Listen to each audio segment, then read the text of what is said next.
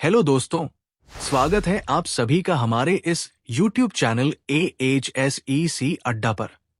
आज मैं BA first semester के इंग्लिश के इस चैप्टर को एक्सप्लेन करने वाला हूं। मैं इसे इतनी अच्छे से समझाऊंगा कि आप एग्जाम हॉल में बिना किसी परेशानी के सभी सवालों के जवाब दे सकें। मैंने पहले ही बाकी के चैप्टर्स एक्सप्लेन कर दिया है, आप इसे YouTube पर देख सकते हैं। मैं इस वीडियो के डिस्क्रिप्शन में भी लिंक दे दूंगा जिससे आप सीधे वहां देख सकें। और हाँ, इस तरह के और वीडियो पाने के लिए चैनल को सब्सक्राइब करके रखें। और हाँ दोस्तों, मैंने सभी चैप्टर्स के प्रश्नों के उत्तर भी अपलोड किए हैं, आप उन्हें भी एक बार जरूर देखिएगा। और अगर आपको PDF चाहिए तो इस नंबर पर व्हाट्सएप कीजिए। तो चलिए शुरू करते हैं।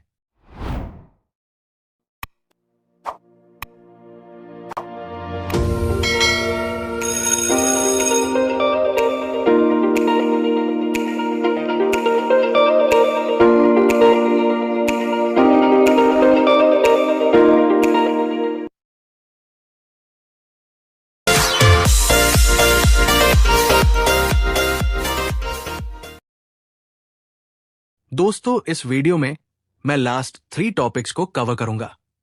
मैंने पहले ही फर्स्ट टॉपिक्स को एक्सप्लेन कर दिया है। आप लोगों को फर्स्ट पार्ट का लिंक डिस्क्रिप्शन में मिल जाएगा, आप लोग वहां से देख सकते हैं। तो चलिए शुरू करते हैं।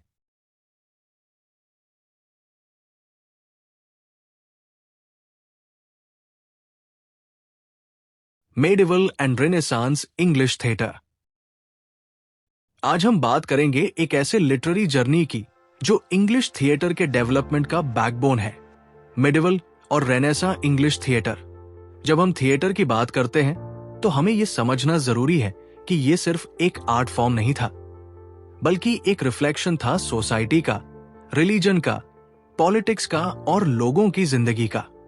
मिडिवल और रेनेसां थिएटर दोनों अपने अपने टाइम के कल्चर, बिलीव्स और वैल्यूज को मिरर की तरह दिखाते हैं। सबसे पहले हम समझेंगे कि मिडिवल थिएटर क्या था, उसका नेचर कैसा था, उसकी ओरिजिन कैसे हुई और उसकी खासियत क्या थी।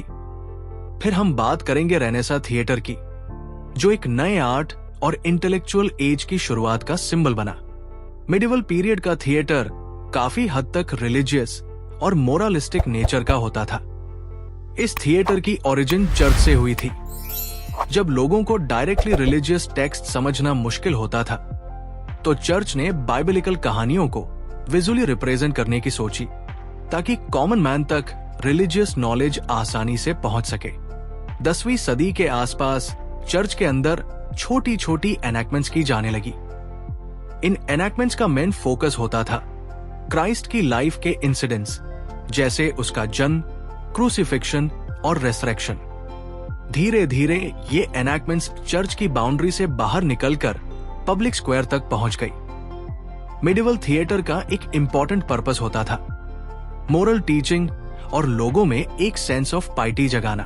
अब देखिए, मिडिवल थिएटर के अंदर कुछ स्पेसिफिक टाइप्स के प्लेस डेवलप हुए जो हर एक अपनी खासियत के लिए जाने जाते हैं। सबसे पहले बात करते हैं मिस्ट्री प्लेस की। मिस्ट्री प्लेस डायरेक्टली बाइबलिकल कहानियों पर बेस्ड होते थे। इसमें मोस्टली ओल्ड और न्यू टेस्टामेंट की कहानियों को ड्रामेटाइज किया जाता था। एक और इंटरेस्टिंग बात यह थी कि ये प्लेस लोकल ट्रेड गिल्ड्स द्वारा ऑर्गेनाइज किए जाते थे। हर गिल्ड एक स्पेसिफिक बाइबलिकल इवेंट की रिस्पॉन्सिबिलिटी लेता था और उसे स्टेज करता था। ये एक तरह से कम्युनिटी का कंबाइंड एफर्ट होता था और पूरे टाउन का इन्वॉल्वमेंट होता था। फिर बात करते हैं मिराकल प्लेस की। मिराकल प्लेस सेंट्स के जीवन और उनके द्वारा किए गए चमत्कारों को दिखाते थे, जैसे सेंट निकोलस, सेंट जॉर्ज की कहानियों को लोग बड़े भक्ति और श्रद्धा से देखते थे। और तीसरा इंपॉर्टेंट फॉर्म था मोरालिटी प्लेस।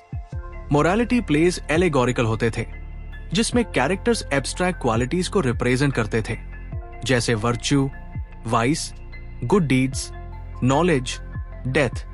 इन प्लेस का एक ही पर्पस होता था, ऑडियंस को मोरल लेसन देना और उन्हें एक अच्छी जिंदगी जीने की डायरेक्शन दिखाना। मिडिवल थिएटर के प्लेस में एक चीज कॉमन थी, ऑडियंस को एक मोरल या स्पिरिचुअल मैसेज देना।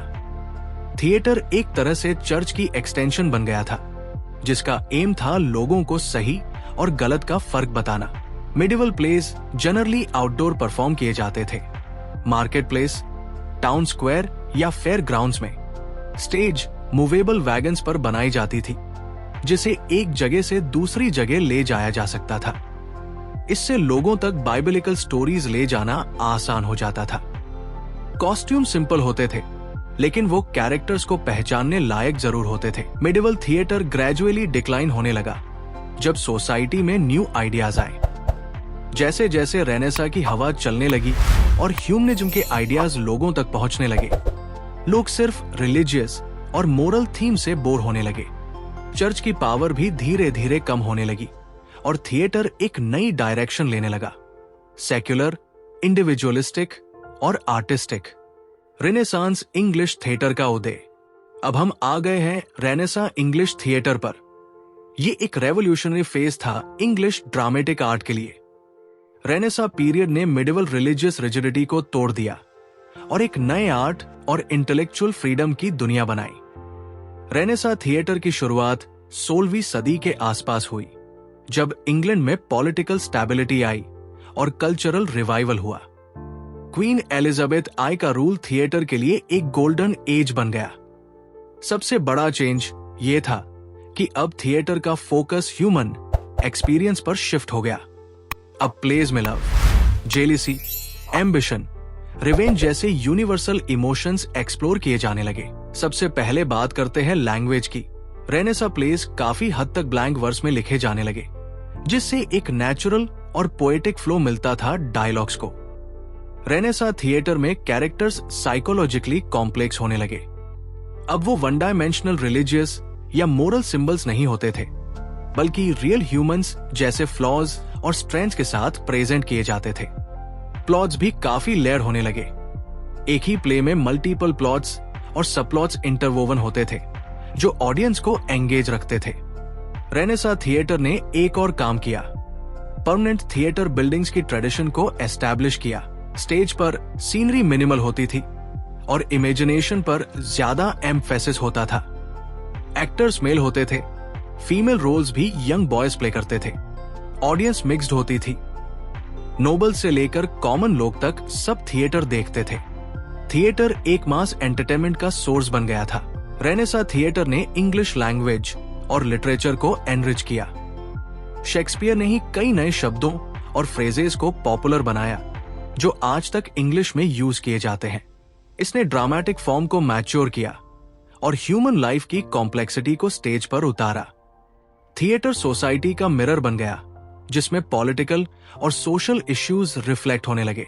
मेडिवल और रेनेसांस थिएटर का तुलनात्मक अध्ययन। मेडिवल थिएटर एक कम्युनल और मोरलिस्टिक फॉर्म था, जिसमें फोकस स्पिरिचुअल साल्वेशन पर होता था।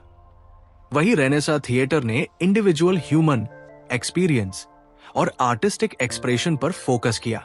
मेडिवल और रेनेसा थिएटर दोनों ने अपने अपने समय की सोसाइटी और कल्चर को रिफ्लेक्ट किया। मेडिवल थिएटर ने मोरालिटी और फेथ को प्रमोट किया, जबकि रेनेसा थिएटर ने ह्यूमनिज्म, रियलिज्म और आर्टिस्टिक फ्रीडम को स्टेज पर उतारा।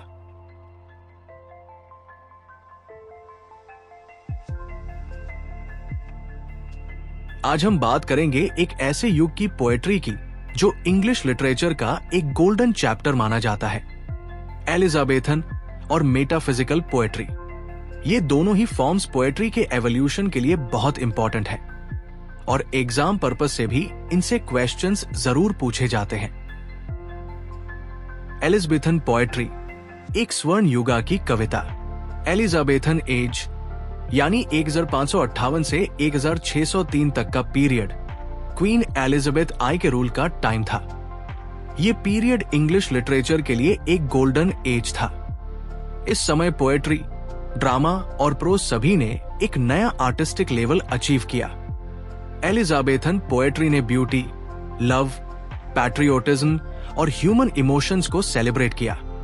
एलिजाबेथन पोएट्स ने मेनली सोनेट फॉर्म को अडॉप्ट किया और उसमें नए एक्सपेरिमेंट्स किए। सोनेट एक छोटी लिरिकल पोएम होती है जो यूजुअली 14 लाइंस की होती है और एक फिक्स्ड राइम स्कीम के साथ लिखी जाती है। इंपॉर्टेंट पोएट्स और उनका कंट्रीब्यूशन। सबसे पहले बात करते हैं सर फिलिप सिडनी की। उसकी famous sonnet sequence Astrophel and Stella है। इस पोएम सीक्वेंस में उसने अपनी अनरिक्वाइटेड लव को लिरिकल फॉर्म में प्रेजेंट किया।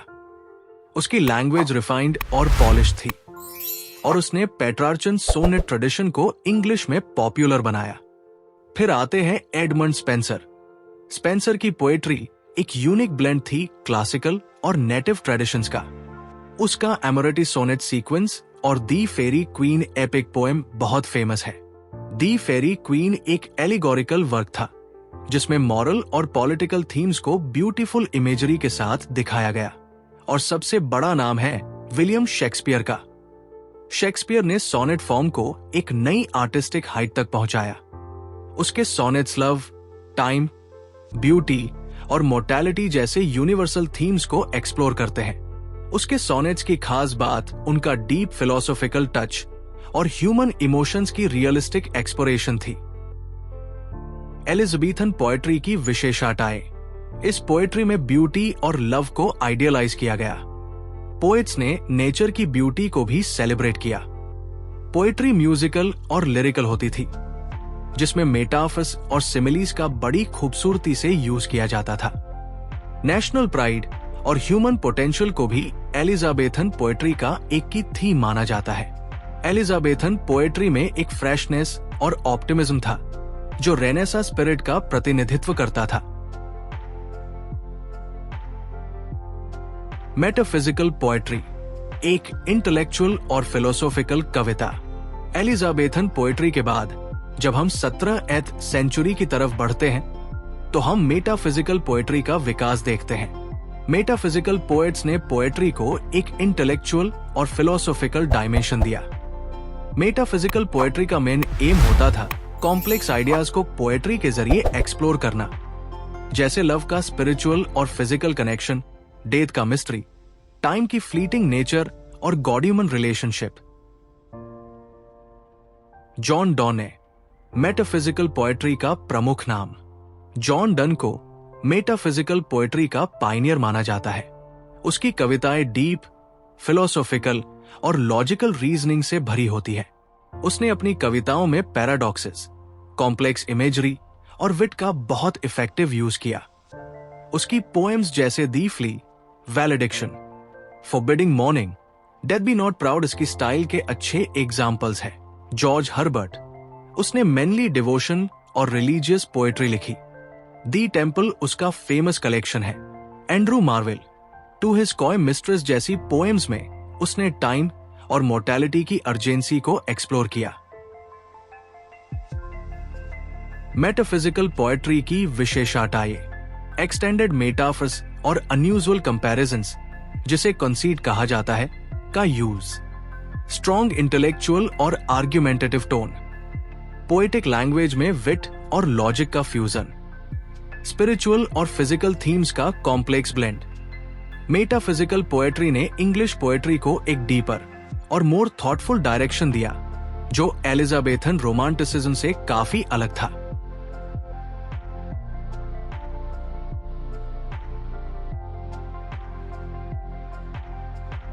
दी प्रिंट रेवोल्यूशन एक विचार क्रांति की पूरी कहानी। मध्ययुगीन यूरोप में ज्ञान सिर्फ कुछ विशेष वर्गों तक सीमित था। किताबें हाथ से लिखी जाती थी जिन्हें पांडुलिपियां, मैन्युस्क्रिप्ट्स कहा जाता था।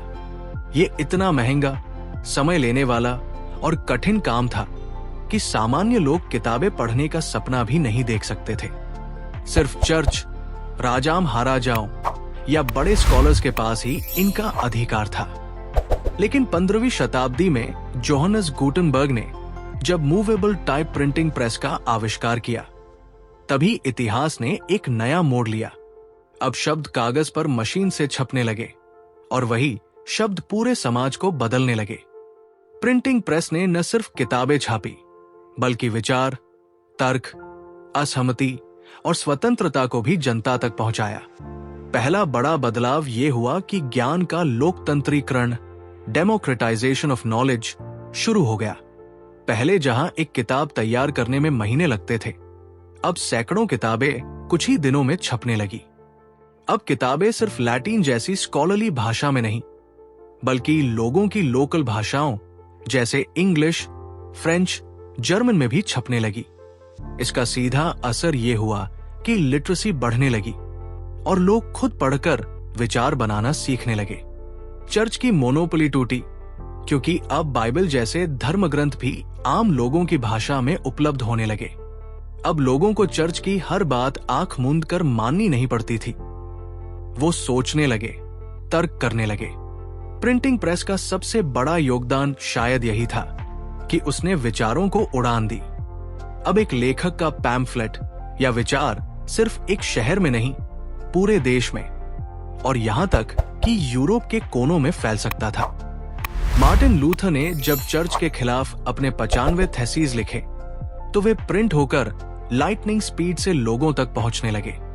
यही था प्रोटेस्टेंट रिफॉर्मेशन का आरंभ, जहां प्रिंट ने धार्मिक क्रांति को जमीन दी।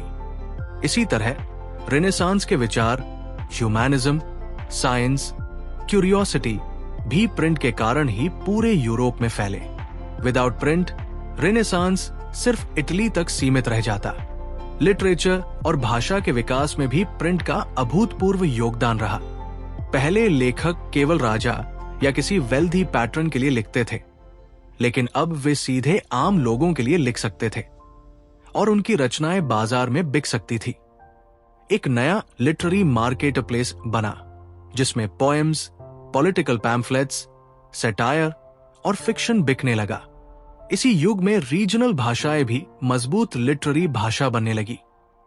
लैटिन की जगह अब इंग्लिश, फ्रेंच जैसी भाषाओं में किताबें छपने लगी।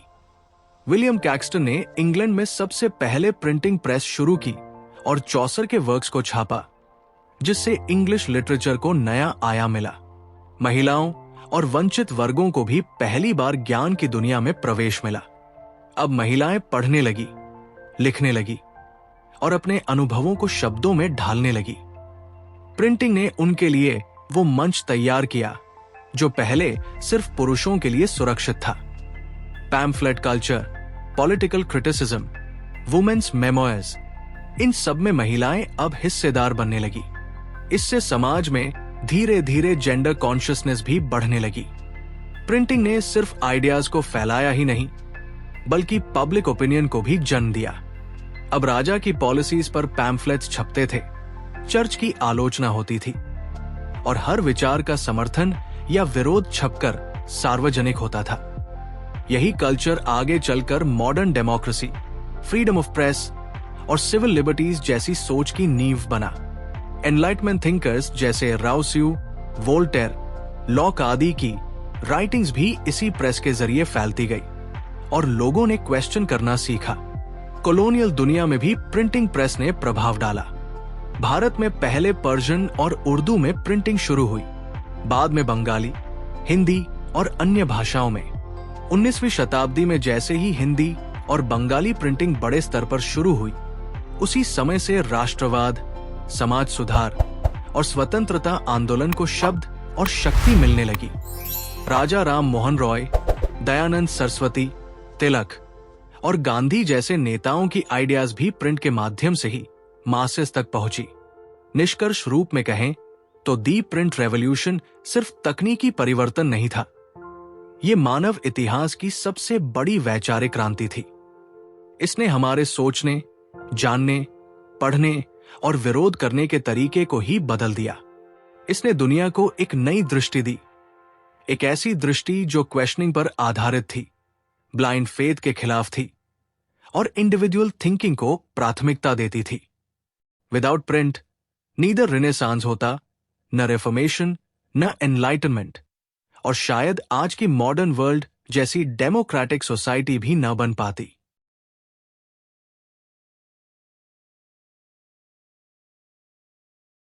दोस्तों, वीडियो पसंद आए तो वीडियो को लाइक और चैनल को सब्सक्राइब जरूर करना। तो मिलते हैं अब नेक्स्ट वीडियो पे। तब तक के लिए गुड बाय।